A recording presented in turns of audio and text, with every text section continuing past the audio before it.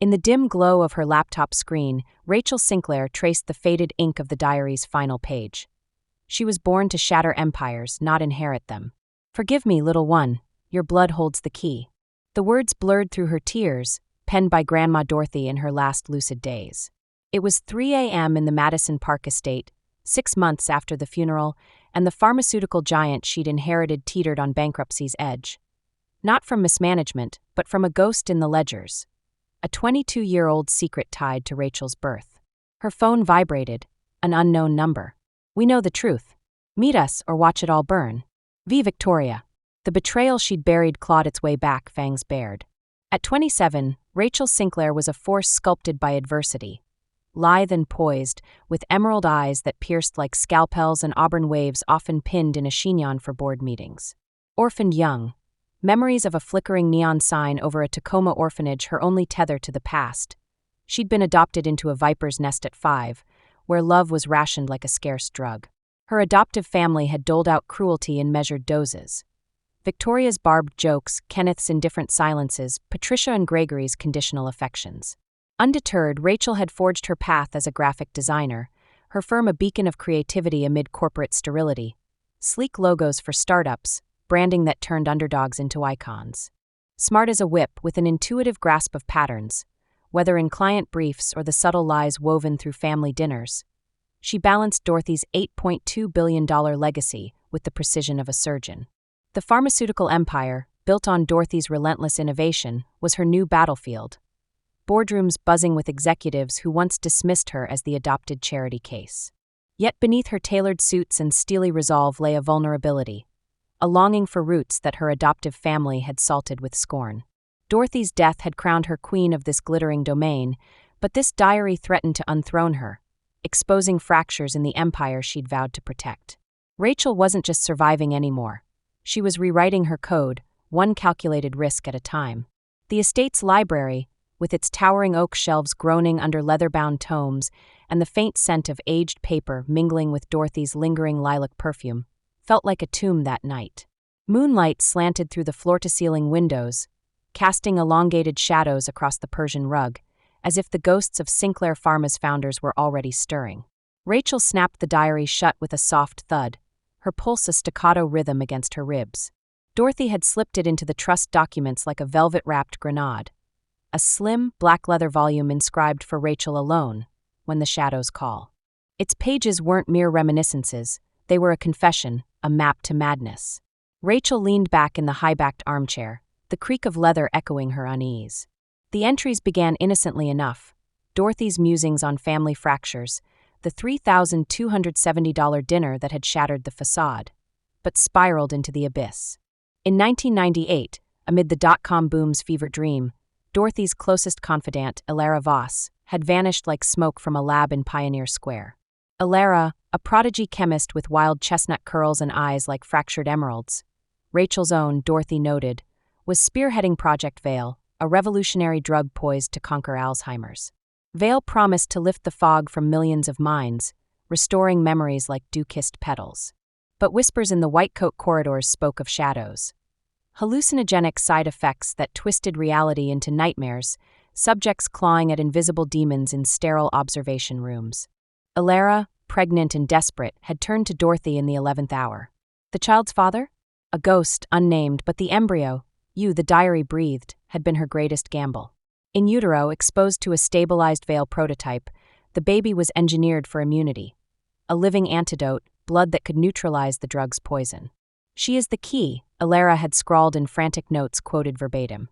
"Not to destroy, but to perfect. Hide her, Dorothy." The wolves circle.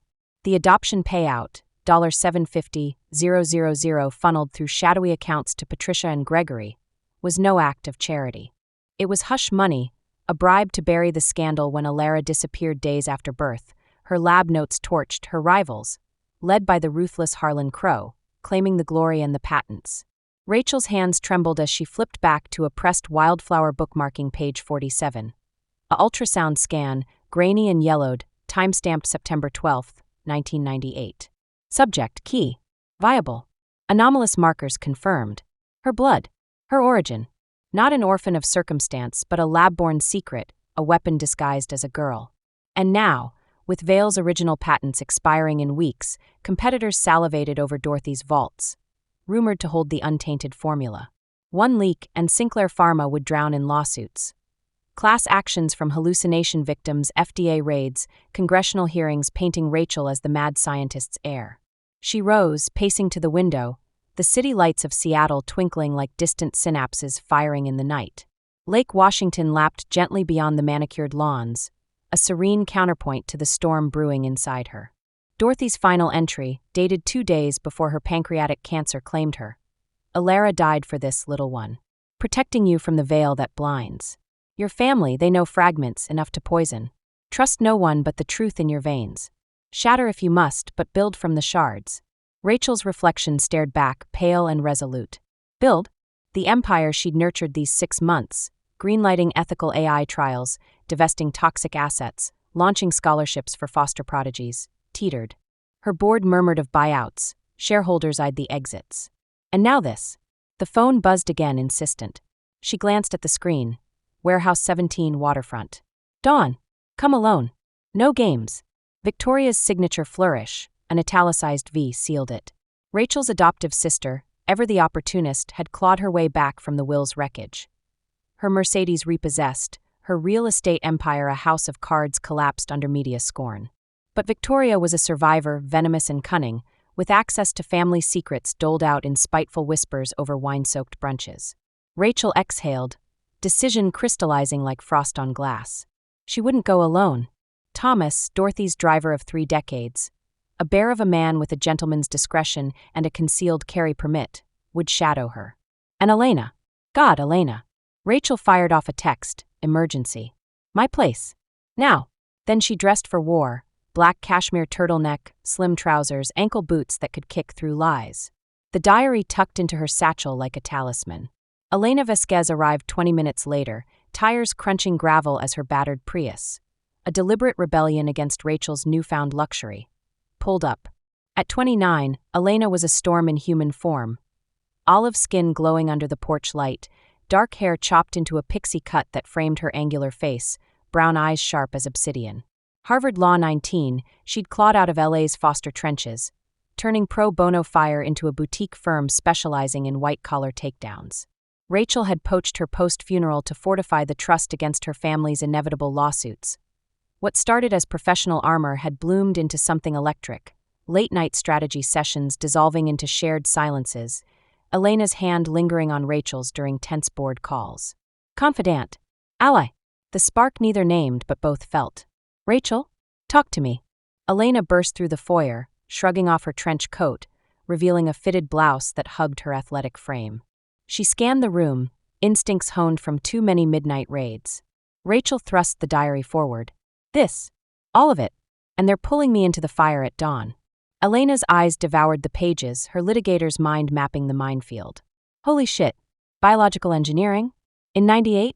This predates CRISPR scandals by a decade. If it leaks, it already has. Victoria's got pieces. Enough to blackmail. Elena's jaw set, a predator's gleam. Then we flipped the board. DNA test first, confirm the markers. If your blood's the antidote, we sequence it, patent the safe veil variant. Philanthropy spin, free Alzheimer's cure. Starve the vultures. Rachel nodded, the plan igniting something fierce. And family? Leverage. Blackmail's a two-way street. We record everything. Feds love corporate espionage. Dawn broke gray and sodden over the waterfront. Fog coiling off Puget, sound like cigarette smoke from a dying vice. Warehouse 17 loomed, a rusting behemoth from Seattle's shipping heyday, its corrugated walls scarred by salt and neglect. Rachel's SUV idled a block away, Thomas's bulk a reassuring shadow in the rearview. She stepped out, satchel slung cross-body, the chill seeping through her coat like doubt. The side door groaned open on unoiled hinges, exhaling the metallic tang of damp concrete and old oil. Fluorescent strips buzzed to life overhead, flickering like faulty neurons. Victoria emerged from the gloom first, her once impeccable blonde bob, now a limp curtain framing hollow cheeks. At 32, she looked a decade older, defeat etching lines around her mouth, her off-the-rack blazer hanging loose on a frame thinned by skipped meals and spite. Right on time, little sis. Victoria's voice dripped saccharine, but her eyes darted, hunted. Knew the bait would hook you. Behind her slunk Kenneth, 29 and unraveling. His banker suit swapped for rumpled jeans, stubble shadowing a jaw clenched in perpetual resentment. He clutched a battered laptop like a shield, fingers twitching over the keys. "Save the reunion tour," Rachel said, voice level, boots echoing as she advanced. "What do you want?" "The will's dust. Dorothy's lawyers buried your contest deeper than her casket." Victoria's laugh was a brittle shard. "Oh, we're past pennies now. This." She nodded to Kenneth, who tossed a USB drive at Rachel's feet, skittering across the grit like a scorpion's tail. "That's the apocalypse. Hacked it from Mother's old servers, Elara's logs, adoption docs, those creepy scans. Your mom was a petri dish experiment. Sell to the tabloids and poof, your billions evaporate in scandal soup." Rachel stooped, pocketing the drive without breaking eye contact. Her heart thundered, but she channeled Dorothy's ice, calm command masking the quake. "Blackmail? Classy, Vic. What's the ask? Half the estate? A villa in Tuscany to cry in?" Kenneth snorted, but Victoria leaned in, breath sour with cheap coffee. "Half's generous. We take the pharma crown, veil's yours to choke on. Walk away clean, or we drag you through court as the Frankenstein freak. Undue influence? Try mad science Heir." Rage coiled in Rachel's gut, serpentine and scalding. 22 years of barbs, exclusions, that damn dinner bill. Now this, twisting her origin into a noose. They never change. Leeches in silk. But Dorothy's whisper, "Use the shadows." "You think this scares me? I've got Elena's team dissecting your hack as we speak. Traceable, admissible. Enjoy Rikers." As Rachel pivoted toward the door, a shadow detached from the rafters, tall, broad-shouldered, a silhouette cut from midnight. Harlan Crowe stepped into the light, his face a map of calculated cruelty.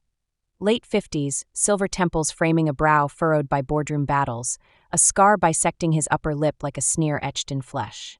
Biotech baron, Dorothy's nemesis since the 90s, he'd built Vasquez labs on stolen scraps. Vale's flawed skeleton, repackaged as nexus for obscene profits. "Ah, Ms. Sinclair," Crowe purred, voice like oiled gears. "The key made flesh. Charming." Rachel froze, pieces slamming into place. Crowe. The rival Elara fled, the puppet master pulling her parents' strings with that $750,000 bribe. This wasn't sibling spite. It was corporate Armageddon, her blood the prize. "You," she breathed. "Elara's partner. The ghost father?" Crowe's smile widened, predatory. "Partner? She was mine, body, mind, formula. Stole it all for her little science project. You." He gestured lazily, and two goons materialized. Ex-mercs, bulking the shadows with shoulder holsters. "Hand over the vault's access codes. Vale's true heir is me. Your family? Useful idiots. They'll get scraps." Victoria shifted, unease cracking her facade. "Harlan, we had a deal." "Shut it," Crowe snapped, eyes never leaving Rachel. "Or join her in the sound." The air thickened, electric with threat. Rachel's mind raced. Elena's van parked 2 blocks over, drone feed live streaming via her smartwatch. Thomas, engine idling. One word, now in chaos. But she played for time, voice steady. "You're delusional." Dorothy scrubbed the formula. "Even if you gut me, it's gone." "Liar." Crowe advanced, scar twisting. "That diary, Elara's blood oath. Your veins hold it." A simple draw, and gunshots cracked the air. Not warnings, but precision. Crates splintering near the goon's feet, Thomas's suppressed Glock barking from the catwalk above. Elena burst through the side door, flanked by 2 PIs, ex-feds, vests bulging. "Federal agents. Hands up." Pandemonium erupted. Victoria shrieked, diving behind pallets. Kenneth fumbled for his phone, only for a PI to cuff him mid-dial. Crowe's goons drew, but Elena was faster, taser prongs embedding, bodies convulsing in blue arcs. Crowe lunged for Rachel, fingers grazing her satchel, but she sidestepped, diary tumbling free. He snatched it, flipping pages with manic glee, until Thomas's boot cracked his wrist, the volume skittering away. "Enough!" Elena's command sliced the fray. "Harlan Crowe, you're under arrest for conspiracy, extortion, and decades of IP theft. Vasquez Labs? Rated at 4 a.m. Your allies are singing." Crowe's face crumpled, empires crumbling in his eyes. "You how?" Rachel retrieved the diary, dust-cloaked but intact. "Dorothy taught me. Document everything. Your emails to my parents? Logged. Victoria's texts? Timestamped. You're not wolves, you're cornered rats." Cuffs clicked on Crowe, his empire's king reduced to snarls as agents hauled him out. Victoria and Kenneth followed, her wails echoing. "Rachel, please." We're family. But the door slammed, sealing their pleas in the cold. Outside, fog lifting to reveal squad cars pulsing blue, Elena pulled Rachel aside. You okay? Rachel exhaled, adrenaline ebbing into shakes. Yeah, and thanks. For everything. Elena's hand found hers, warm anchor. Team. Remember? A beat charged. Now let's crack that USB. Turn poison to cure. The war room in the estate, once a sun-drenched conservatory, now fortified with encrypted terminals and whiteboards scrawled in Elena's precise script, hummed with purpose by noon. Rachel's personal physician, Dr. Leong, a discreet oncologist who'd treated Dorothy, arrived with a mobile lab. Centrifuge whirring, vials glinting under LED strips. Draws simple, he said, tourniquet snapping on Rachel's arm. Crimson bloomed in the syringe, her legacy distilled. Elena hovered, laptop open to the USB's guts. Decrypted files spilling Elara's digital autopsy.